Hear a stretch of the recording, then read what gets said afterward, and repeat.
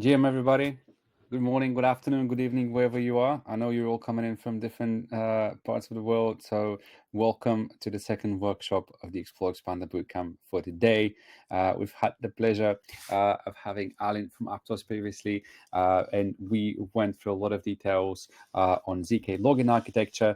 And we are now going to have Wade Dai from 1KX to go into private transaction and a general introduction to it. I'm going to quickly add Wei to the stage. And in the meantime, for those of you that missed the previous workshop, we'll have a recording up and running for everybody in the next 12, 14, 16 hours. We'll try to be as quickly as possible. But in the meantime, you can have a look. I sent it in the chat section through the Hackerpack, and you'll have a look through all the recordings of the previous sessions, as well as the slides we've added from all of them. Way's here. Hello to the stage. Welcome. Hey, everyone. Great to have you on stage. Everybody, please make sure to say hi in chat. For any questions, please, as always, use the questions area. We will be able to respond to them live. So make sure to be active, post your questions, and as we go through the presentation. Yeah, Way's already sharing. Yeah, over to you then. Great. Okay, so I think I should be able to see questions. If Correct. anyone have any questions throughout the session, yeah, please just do type it in the chat. I will sort of look over to make sure that I'm not going too fast. Yeah, so let's get started. Okay, so today we're going to be talking about private transactions, and this workshop will hopefully stay very much on the high level. And there's gonna be 4 parts to it. First, right, history and landscape of private transaction systems. We have had these things for a little bit over a decade now, and there has been a lot of different systems. And then we're going to talk about the basics of a particular construction, which are typically referred to as Schroeder pools. And we're going to look at some code. And at the end, hopefully, if we have time, we'll go through some advanced topics, such as, right, how do we get DeFi interactions out of these systems? How do we do gas optimizations? And we'll assume some basic knowledge of zero-knowledge circuits, hash functions, signature schemes, smart contracts, and Merkle trees, which hopefully are familiar to you all. And at the end of the tutorial, hopefully you'll understand the major components of how to build a private transaction system utilizing Schroeder pools, and you know how to navigate these reference code bases. So I will be providing a link to this presentation. Actually, should I just do that now? There's some links that if you want to follow along, it would be great for you to have this link. Would I be able to post this in the chat? Okay, I'm going to put this in here. Yes, you can post everything in chat, and we'll make sure to communicate it with everyone. Right, yeah, this should be public. Okay, back to the presentation. Okay, so first of all, I think I wouldn't be doing this topic justice if I don't talk about the history and landscape of the different constructions for private transactions. As we all know, since Bitcoin was first invented, everything that blockchain supports are transactions, right? You can hold assets, you can pay, you can transact, but all of them are public, and there's always been a search for doing things privately, right? Transacting privately on blockchains, and the most successful of the family of protocols, I would say, are these UTXO or unspent transaction output based Schroeder pools. It's very similar to how Bitcoin is constructed, with additional bells and whistles added on top. And overall, the property they have is they have really, really good anonymity, meaning you cannot see who's sending and receiving transactions. Yet they have really good confidentiality, meaning you don't know what are the asset amounts being transacted, right? But they have certain downsides. For example, they require a lot more client-side work. Sometimes, right, if you're maintaining wallet clients, you might require a lot more bandwidth or computation just to keep up scanning for the asset balances compared to transparent chains. And this technique was pioneered by this paper, Zero Cash, in 2014. So I've linked to all the resources here. There's no academic citations here, but understanding is that you'll click on the link, and if you want to learn more. And there's been 3 different iterations of the Zcash protocol, and the protocol called Sapling was also then forked into different protocols. For example, Penumbra and Namada, which both have launched recently. And there are also a family of derivative protocols that are implementing effectively the same technique on top of Ethereum. For example, Tornado Cash had two different variations. There's also Railgun and this protocol called Nocturne. And I'll go into the kind of nuances of exactly what has evolved over the past decade. But more or less, there's that family of construction. This is the family of construction we'll go over today. But I also want to mention there's other approaches to getting private transactions on a public ledger. And they mostly have another set of trade-off, right? So anonymity, these other approaches don't offer as great anonymity compared to using shielded pools. And confidentiality is also typically guaranteed. So anonymity is kind of the harder thing to get to, right? Who's doing transactions, who's sending, who's receiving. So there's this family of protocols called Ring CT. It stands for ring signature based confidential transactions. There's 3 different iterations of it. It's implemented in Monero. And I'm not sure if you've seen the recent news. There's news of governments tracing transactions. If I had to guess, I would guess right. It's the anonymity sets in Monero. It's just not as large. Whereas in Zcash, effectively, there's no tracing. There's no partial information leakage. Whereas with ring signatures, there's partial information leakage. And then there's also techniques of using homomorphic encryption. There's series of papers started by this one called Quisquis, I think it's back in 2017. And there's 2 constructions of building kind of a mixer like a account-like mixer system on Ethereum. And there's also recent works using, for example, fully homomorphic encryption to do confidential ERC20. And for the last system here that I listed, it actually doesn't offer any anonymity by default. It's just purely confidentiality. And they enable some compliance checks. So overall, there's a lot of different approaches to building private transactions. But today we're going to be talking about the ones, actually the family of protocols that actually first invented ZK. Right, the ZK was used first in Zero Cash, right, and Zcash, and it was invented even before rollups was the thing. So we're going to be looking at that family of protocols because there's a great family of examples. Okay, so let's get started. So what system are we studying? Right, we're building systems that have assets in them that you can transact. So we'll be looking at this one particular way of keeping track of who owns what, and it is called the UTXO system. Okay, so we'll have a set of nodes, and each node effectively is a record encoding an owner, an asset type, and an amount. Okay, and a balance for an account is simply summing over all records in this set.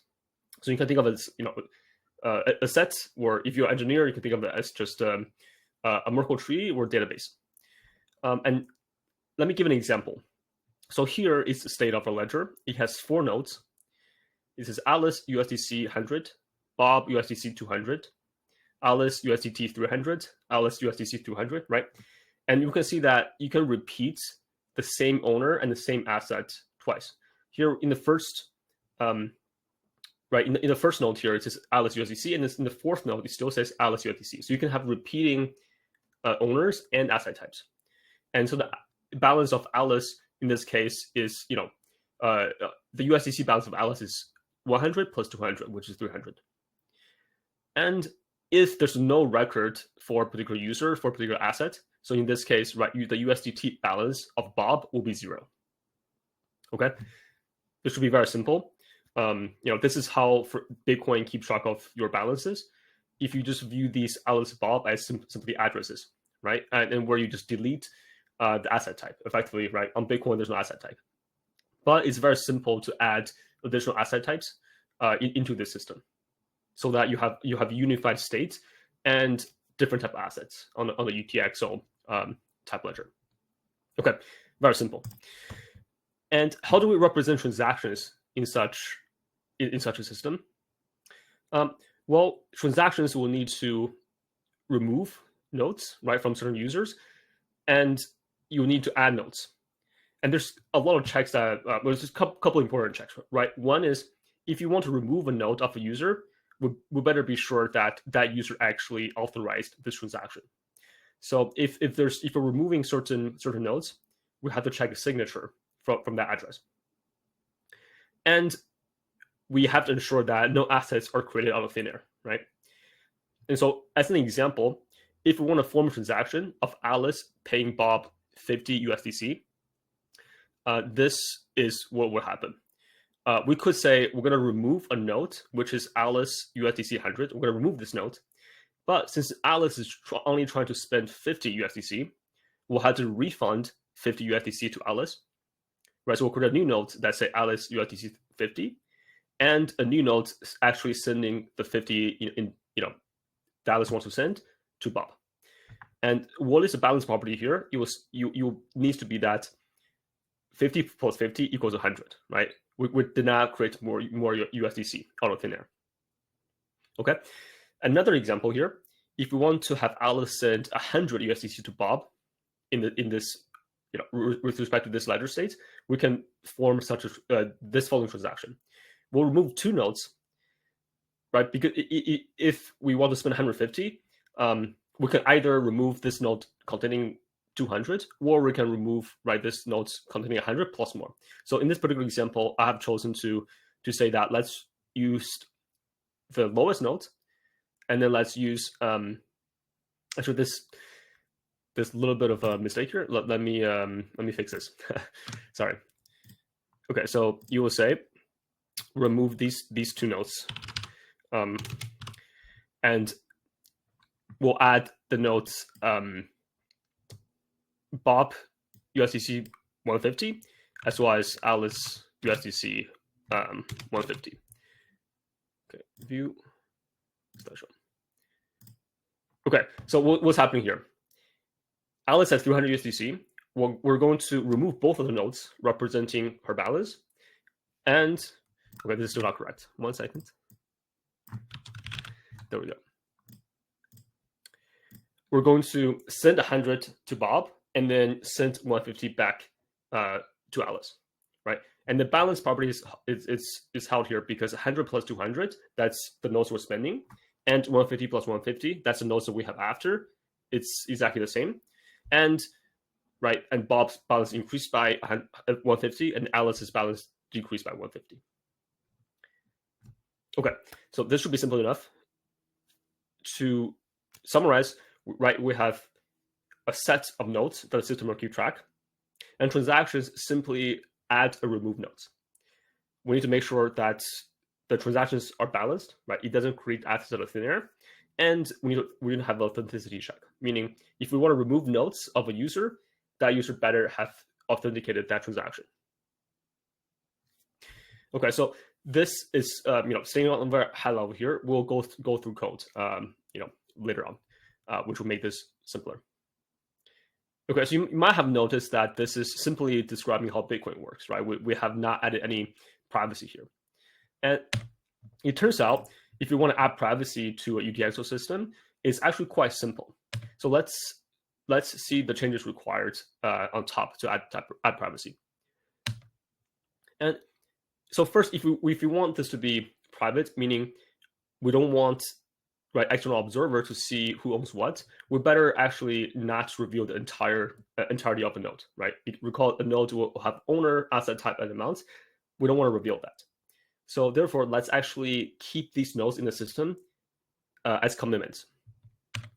So typically, these systems will have some type of commitment scheme to commit to a node. And for example, this could be simply a hash function.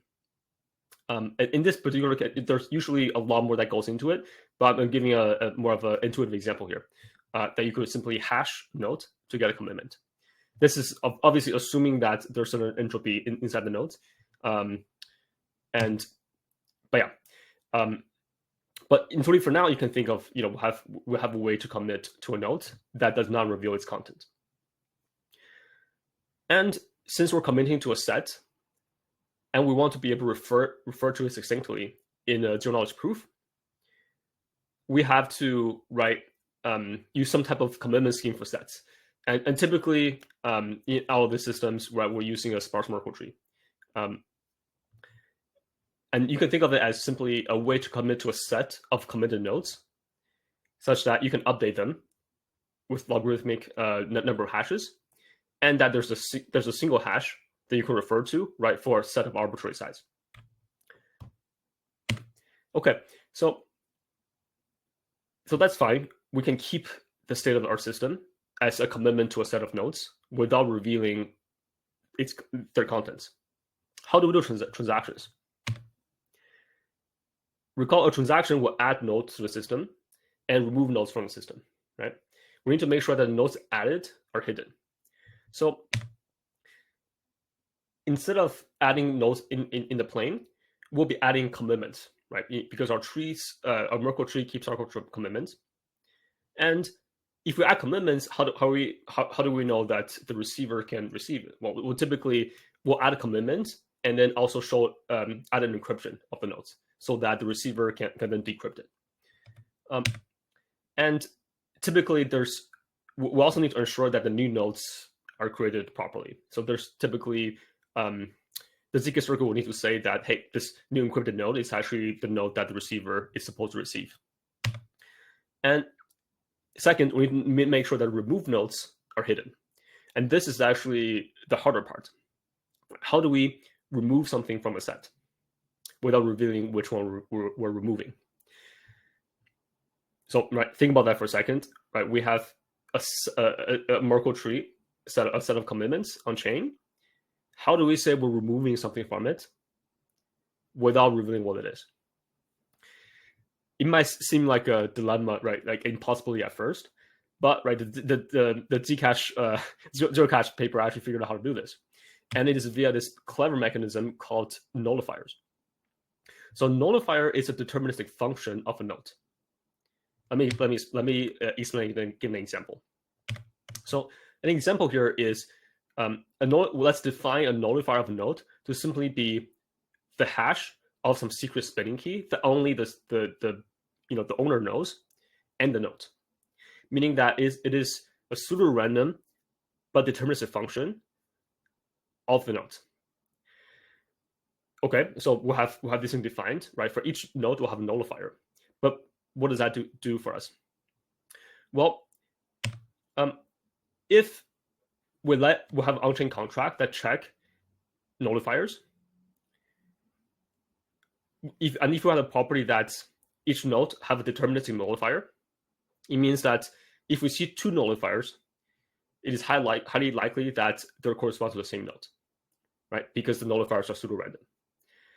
So this is how we get around the double spinning, get rid of the double spinning. Get rid of the possibility of usual double spinning. Is if you want to spin a node, you have to reveal a nullifier, and you can't spin it a second time because the nullifier will be the same, right? And the on-chain contract will record the nullifier. So effectively, revealing a nullifier for a node removes it from the spinning set. Okay, so once the nullifier is removed, it's no longer part of the unspent transaction set. How do we get privacy? Well, privacy intuitively here comes from the pseudo-randomness aspect of the nullifier, because right, it doesn't reveal anything about the actual underlying node. It is just supposed to be a pseudo-random string. Okay, so this is kind of the brilliant construction invented in Zero Cash, and yeah, it has kind of all type of wonderful usage, even outside of private transaction systems. For example, there's this system called Semaphore that you can use it for private voting. So effectively, you can spin something from a set, right? You can prove that you're part of a set without revealing which one of the sets of the elements you are. Okay, so let's move on. Then again, here we'll have to have inside a zero-knowledge circuit. Typically, we'll have to ensure that the nullifiers are derived correctly, because we'll keep a note of this of all these checks for later. And obviously, there's other checks that needs to happen inside a transaction, like we said before, right? For one, that the owner had to actually own the assets. So for example, this could be signature checks. but actually, as sometimes the nullifier check actually signals that the prover has a spinning key. And there's obviously the balance check, meaning we have not created new assets. Okay. So just rewind. To add privacy to a UTXO system, we make sure that the nodes are not revealed publicly. We commit to them via commitment scheme and the Sparse Merkle tree. And to make sure that transactions are private, we add different mechanisms to remove nodes via this construction called the deterministic nullifier. And moreover, transactions, they create nodes, they remove nodes via nullifiers, and we need to make sure that everything ties together without the checks passing, meaning encryption needs to be done correctly, so the receiver can receive the nodes, and the nullifiers must be derived correctly. Owners actually own these assets, right? There's some signature check, and then that there's no assets being created. Okay. And let's look at how we'll actually process something on chain, right? So we said that the state is this Merkle tree, and there's this transaction, no trouble transaction that we can then that the user will put together, do a zero knowledge proof, and then send to this on-chain part, on-chain smart contract to be processed. And so let's now think about how do we write this on-chain contract for our private transaction system. So the state of the contract, you can think of it as, right, one, it's a Merkle tree set of nodes, and this nullifier set, right, which keeps track of which set of nodes from within this set S has been spent. And now let's suppose that we have a transaction coming in, right? The users have given us a transaction, consuming 2 nodes and creating 2 new nodes. And it has these following fields. Root will refer to some root of the Merkle tree that's transaction proving against. And you will have 2 nullifiers spinning, right, 2 nodes. And you will have 2 new commitments and encryptions for the 2 new nodes that it is creating. And then you have a proof tying this all together to certifying correctness. Okay, so and this is typically in this code bases you will see that this is called a joint split transaction, because right it has 2 nodes, you're spinning 2 nodes, and then you're creating 2 nodes. So you can either if you can actually set one of the nodes to be empty, meaning like you can either be you spinning 1 node, creating 2 nodes, or spinning 2 nodes and creating 1 node. So you can kind of do a join or split, and that's why it's called a joint split transaction in these systems. Okay, so how do we process a joint split transaction? Well, first the contract have to check the proof is correct, right? So that's the first step. If the proof is not correct, we should reject the transaction. And second, we need to check that the root that the transaction is referring to is actually a valid root of a Merkle tree. And so here, actually, we don't need to check that the root is exactly the current Merkle tree. And the reason is, well, because we never remove anything from the set from a Merkle tree, right? We're only adding things to this Sparse Merkle tree, or we're adding things to nullifier. So if an element if a node has been created, it should still be in the set, right? And so typically in the systems, what happens is that we'll have a set of historical roots that you can possibly refer to, and we'll just keep a hash table of all of them. And the smart contract checks that, hey, this root had been constructed previously. Okay, and then we need to check that the 2 nullifiers are actually are not. Okay, so I need to add a word "not" here. 1 second. Are not in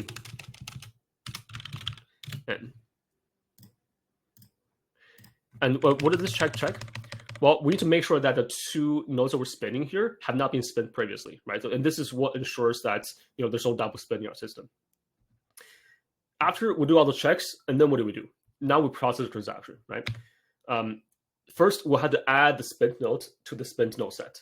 We'll add the 2 nullifiers to our nullifier set N. So that marks them spent.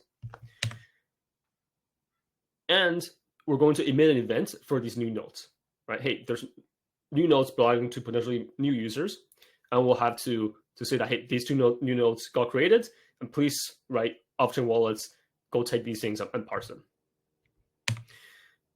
And then we'll have to append these new nodes, new node commitments to our state, right, to our Merkle tree. Simple enough. Let's rewind. We want to have a high-level idea of what the on-chain component is for the system. You keep track of two things: Merkle tree of nodes, a nullifier set, a transaction come in with all these, spinning two nodes and removing two nodes, spinning two nodes and adding two nodes. It has a proof. We need to check the proof is correct. We need to check that the root has been a correct root, or historical root. We need to check the nullifiers have not been spent. And then we process them, right? We add nullifiers to the set, we add the new node commitments, and we emit some events for the off-chain actors to parse.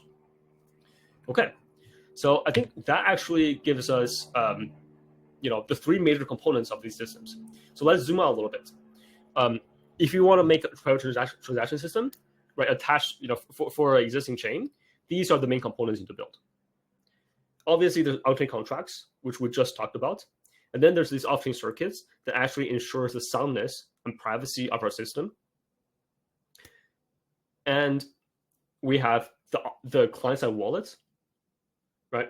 And because we'll have to do this node parsing as new nodes come in, these client-side wallets actually needs to, right, parse the entire history of the events that's being emitted. Needs to actually have logic for selecting which node to spend, right? So these are also present in UTXO systems, as opposed to account systems on like YACC20 systems. Right? For UTXO system, you actually need to decide which node to spend, and you need to have logic for generating the zero-knowledge proof that's attached to the transaction, right? And sometimes these systems also come with other off-chain services, such as transaction bundling, recursive proving, or transaction relaying, so that you're not having the user paying the on-chain gas cost directly, because that will reveal who's transacting, right? Because the gas system on these chains are typically transparent. And there's also sometimes gas optimizations for managing this Merkle tree. Okay, how are we doing on time? 30 minutes? Okay, so I think that should get you set up to dive into these code bases. I've selected a couple of projects which have received audits, incredible audits, or have been shipped in production, right, without major exploits. And there's additional resources on the bottom half here that is really, really good if you want to go into the weeds of these things, but are actually just, in my opinion, rather hard to understand if you're not familiar with those code bases. And the projects on top here all use Circom, and I think it's, I know we're going to be building projects here with Expander and GKR. I just think Circom is a good way to understand what circuits are doing, right? So in the high level, all these circuits semantically should be doing the same things, and Circom is a really nice way to understand how the systems are, how these circuits are constructed. And all these are on Ethereum, so that, right, it's easy to understand the contract as well. So it's really just Solidity plus Circom, plus some client-side TypeScript. Okay, so let's go look at some of these systems, and we'll go to questions. Okay, so here is Tornado Cash Nova, which is the second iteration of Tornado Cash. And here we're looking at the transaction circuit in terms of the Circom file. Okay, so this, you don't have to be familiar with Circom here, so I'm just going to walk through exactly what this is doing. So this is specifying a type of circuit component parameterized by 4 different things: number of levels in the Merkle tree. Is this big enough? Should I enlarge this?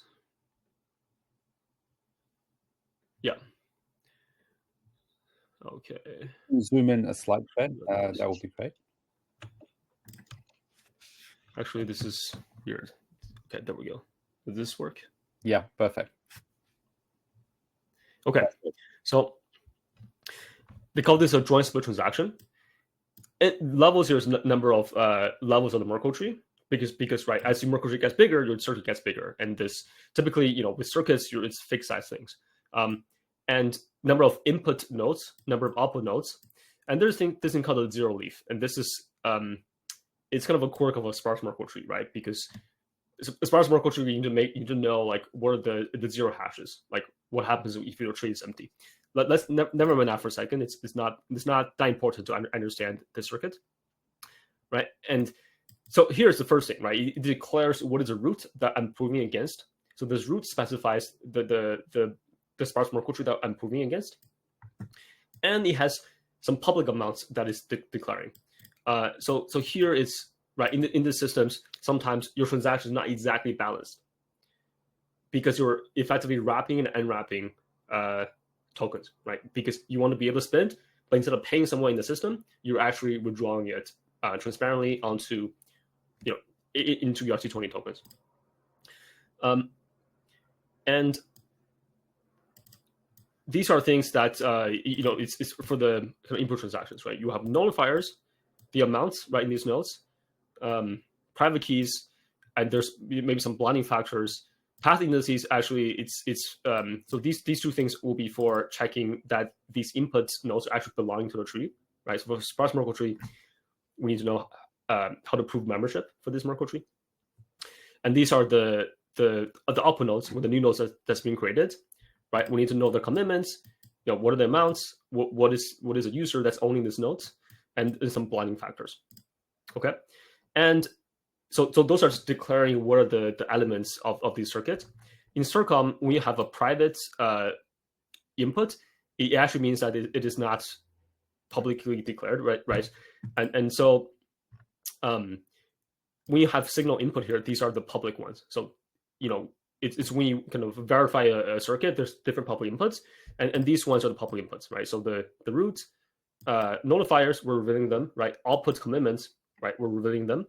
These other ones are just inside the circuit. They're not revealed when you verify the proof. Okay. So, and what are the different checks we need to do? Well, so here I'm not going to go into the details here. Recall we need to check the. Okay, let's actually go back to this slide here. What do we need to check? So let's skip the first one. Let's check the second one, right? We need to make sure that the nullifiers are constructed correctly. We need to check that the owner owns the assets. We need to do the balance check. Okay, so let's see what the checks are doing here. It is parsing the private key, and it is doing this hash, and it's checking some signatures, and it's kind of doing a hash again. So this part is checking the nullifier, right? Because it is effectively kind of like a two-level. Okay, so this part is checking nullifiers. This part is checking the Merkle proof that the nodes are actually valid. This, I believe this part is checking the signature. Let's see what he's doing. Okay, not entirely sure. Maybe we'll move that part to later. Let's see. Okay, let's move on.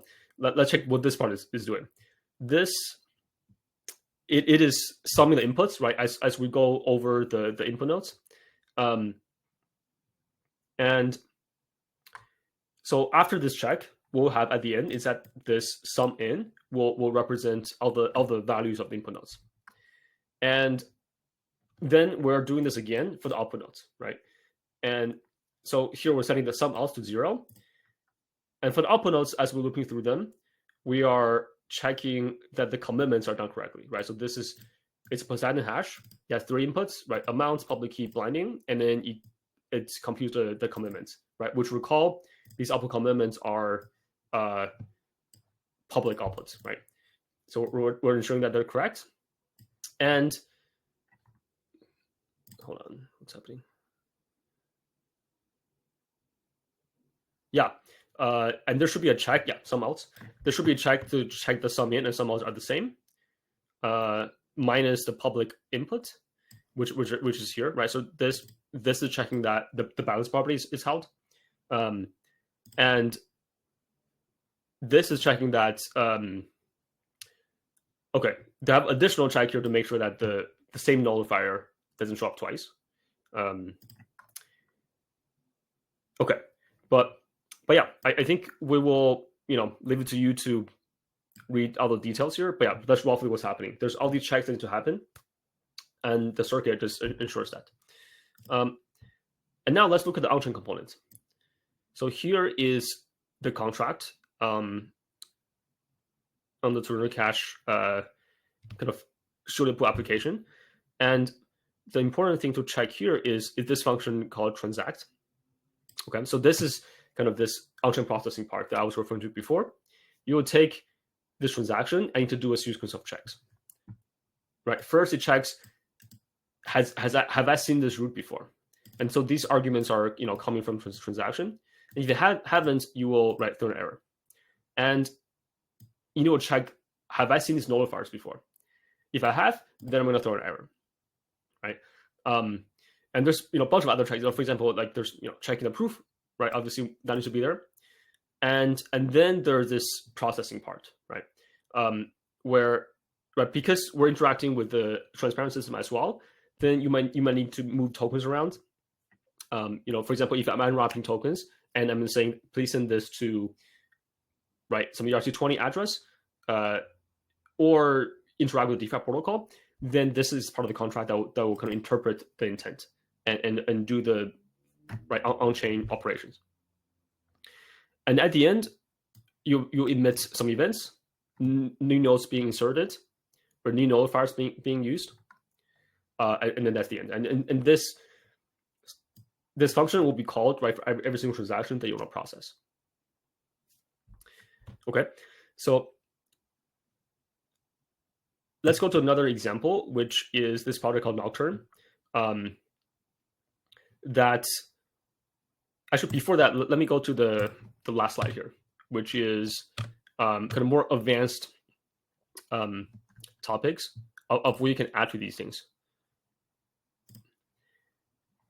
Obviously, on EVM chain Solana, we're not just talking about people sending tokens around. We're talking about interacting with DeFi contracts. How do we connect a private transaction system to the DeFi ecosystem?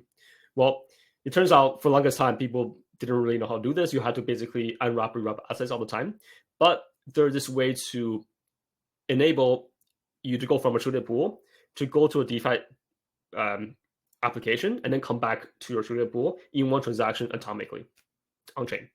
And it turns out you just need to change this one thing, which is that we instead of committing them to the node in one go, we'll have a way to let the contract commit to a node, right? And the entire problem with doing this atomically is that you don't know what is the output you're going to get back, right? If you do a Uniswap swap, you have no idea how much tokens you're getting back, and you need to enable the contract, the on-chain contract, to add nodes dynamically, without knowing the amount we generate the client-side transaction. And if you do that, it turns out you can basically tie this private transaction system to the DeFi ecosystem, while preserving the privacy, right, of who's doing this transaction. But because everything is transparent, you will not be able to hide the asset balances if you do the DeFi interaction. And there's other things, for example, on gas optimization. It turns out on these systems, the most expensive things that's on chain is the tree management. As you add new nodes to the system, every single time you need to compute these roots. But it turns out, you could actually compute this off chain because ZK proofs are succinctly verified on chain. You can simply emit this event of how the tree should be managed, and you have kind of an off-chain actor actually proving those operations to then post on chain. So these two things are things that's additional. If you go to Nocturne code base, you'll see there are effectively additional features and optimizations that you can add onto the system. And this code base is a lot more comments. So here's a joint secret transaction, which looks very similar to the Tornado Cash one. It declares a bunch of public values, right? and another thing you'll note here is that a lot of these systems are slightly different, and a lot of time these fields are actually very important for security properties, and it's actually very important that you don't miss any kind of important checks or important input and outputs, and for this you really have to do it properly, and this is why I'm only showing you the audited code bases.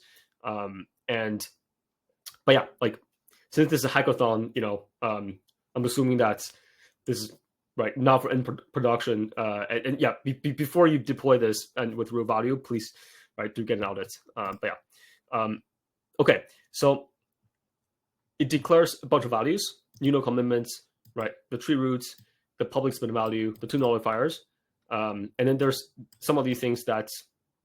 So in here, it's actually verifying the validity of some of these commitments, whereas in the Tornado Cash one, I believe it didn't. And so these are just kind of the declaring values, and here are the important checks, right? So it's checking that some key derivation is done correctly, because we need to check the signature, right? We need to make sure that the node owner actually owns the nodes. And there's two different sets of keys. There's the kind of signature verification key, and there's notion of a spinning key, and those two could be different as long as they're derived correctly. Yeah. So and this part of checking that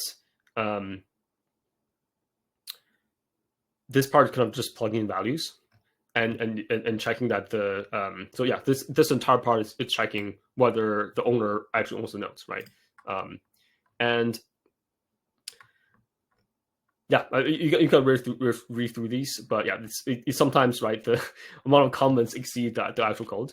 And here, here's checking that the new nodes are committed to correctly, and yeah, there's a bunch of like kind of manipulations on what type of assets it's being operated on. Right here, it is checking that it is checking the Merkle inclusion proof. Okay, you get a gist. So this should have all the checks that's in that slide plus more. Okay, and let me show you kind of how a more sophisticated Shortable application look like on chain. So here is the corresponding on-chain component for the circuit that we just talked about. And for processing the joint split transaction, it's very, very, very similar to what you see in Tornado Cash, right? It is, okay, let's go to that function. Yeah, so this function is exactly the same as, the one that you saw at Tornado Cash, right? It simply checks all the checks we said we should check. The tree root needs to be there, needs to be valid. Nullifier hasn't been spent.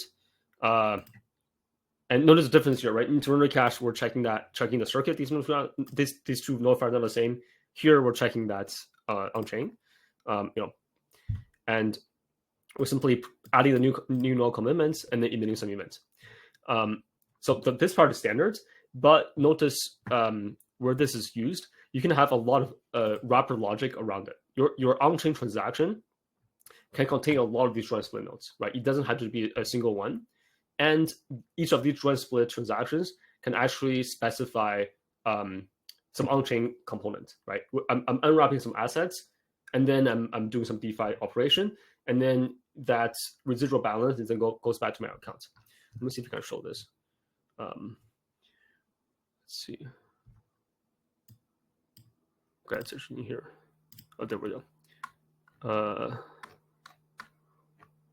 Okay, so here is, for example, how Nocturne, in Nocturne, you can have joint split transactions, and inside an operation, you can encode like a bunch of different joint splits, right?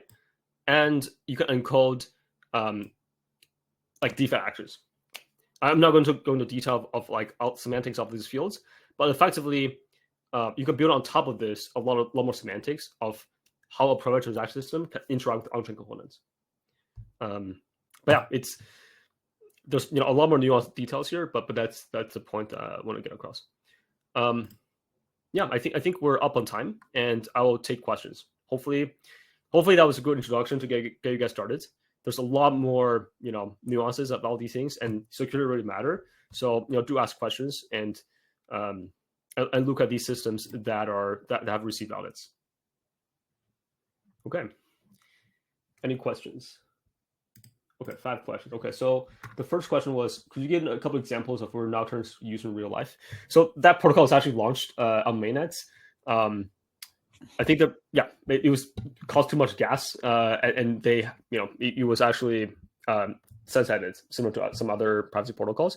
Railgun might be the example. So they're basically trying to achieve the same set of functionalities. Right, Railgun, it's still on ETH mainnet and some Altus, I believe. So basically, you can think of them as, right, it should be the same as any other Ethereum wallet, but you got privacy, and you should be able to interact with the same set of applications on chain. Second question: is Tornado Cash Nova able to do arbitrary RC20s and arbitrary amounts? I'm actually not sure. Let me check. Tornado Cash Nova. It looks like it actually doesn't, because it just amounts public key and blinding. But you can easily add different assets. Well, not easily. I mean, you're able to add different assets to here. If you, for example, like just modifying Tornado Cash Nova to add different assets, that's kind of a project in of itself. Is doable. But yeah, it seems like it don't support different assets by default. Okay, so let me maybe skip some of these questions because they were asked earlier. Alan said, you said the same functionality as Zcash, but Tornado Cash was much more limited than Zcash. Yeah, I agree. Tornado Cash is much more limited than Zcash. I was more referring to the fact that, right, it's the same principle behind the construction. Tornado Cash 1.0 didn't have like the notion of payments inside the system. Exactly. How is it a Merkle tree sparse when it has different nullifiers? So sparse Merkle tree is just this particular form of Merkle tree where effectively, you have at the beginning, if you have empty tree, but you have to compute the root hash in a particular way, right? So your empty elements of the Merkle tree is some fixed value, which allows you to say, okay, to compute empty subtree hashes of empty subtrees up to a certain level, all the way up to the root. And that's, yeah, like you can read about it. It's not saying that Merkle tree is sparse. It's just a particular type of Merkle tree. Auditability, yeah. So there's another question on auditability and security. Yeah, so it's hugely important that if any of this is to get deployed into real production systems, that they go through right audits. And unfortunately, a lot of these systems, they're all slightly different in different ways. That kind of there's no canonical way to like I would recommend if you're building a project here, really just pick one reference code base and implement everything that they have, because we know that they're audited, and right, maybe they have been in production. The thing with picking different components of the different system is that you might miss a lot of checks. So what I would do is, right, if you implement it in GKR and Expander, just go to one reference code base and literally, translate all the checks in the circuit into your system. You can add and change things, but yeah, like you need to make sure that the added and remove components are actually okay. And that part is right requires a lot more kind of manual checking and security researchers are thinking about it to make sure that is correct. I think that's all the questions. One question from my side. Would you be able to share the link to your presentation in chat so I can add it to our... I did. Is that... I just want to confirm that's the link you shared above. Intro to... That's the one. Yeah. Okay. Yeah. Fantastic. All right. Last questions, everybody. Anybody? Now is the time to ask anything that you have on your mind.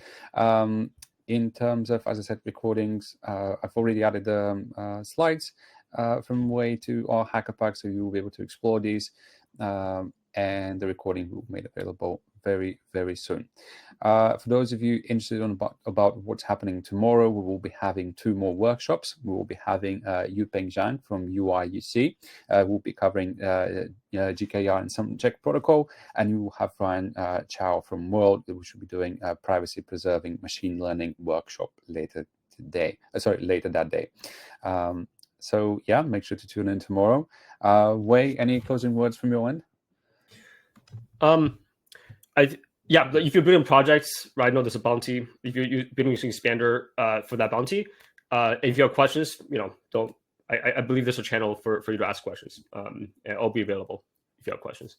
But yeah, again, recommendation: if you're building this, go to reference code base, translate the circuits. Don't try to roll your own cryptography here. Fantastic. Sounds great. Thank you, everybody, once again, for a full day of workshops. Really exciting content with a lot of interesting learnings to be taken away. And looking forward to see you all tomorrow. Thank you, Wei, once again, for the workshop. Thanks. Okay. Have a good day, everybody.